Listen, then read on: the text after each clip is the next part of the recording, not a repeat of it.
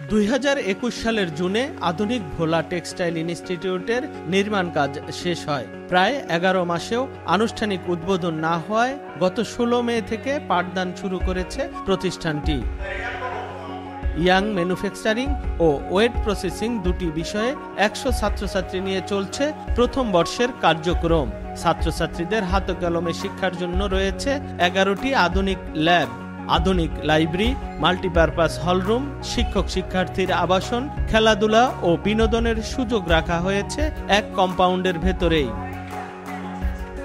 তেঁতুলিয়া নদীর তীরে মনোরম পরিবেশের সাথে সকল সুযোগ সুবিধা পাওয়ায় খুশি শিক্ষক ও শিক্ষার্থী। আমাদের টেক্সটাইল ইঞ্জিনিয়ারিং স্বপ্ন, ইনশাল্লাহ আমাদের স্বপ্ন পূরণ হবে। পড়াশোনা করতেছি, এখানে খেলাধুলার মাঠ আছে, প্লাস প্র্যাকটিক্যাল ল্যাব আছে। আমাদের পরিবেশ এখানকার অনেক অনেক অনেক সুন্দর। কমপক্ষে 3 দিন হলেও ওই ক্লাসগুলো স্যাররা নেওয়ার ব্যবস্থা করে এবং আমরা খুবই খুশি।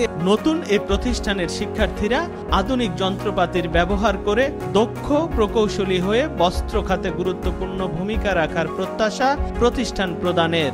লেখাপড়া করে তারা জ্ঞান অর্জন করে, তা আমি মনে করি যে অনেক দক্ষ প্রকৌশলী হয়ে তারা বের হইতে পারবে এবং দেশের বস্ত্র খাতে তারা অনেক গুরুত্বপূর্ণ ভূমিকা পালন করতে পারবে।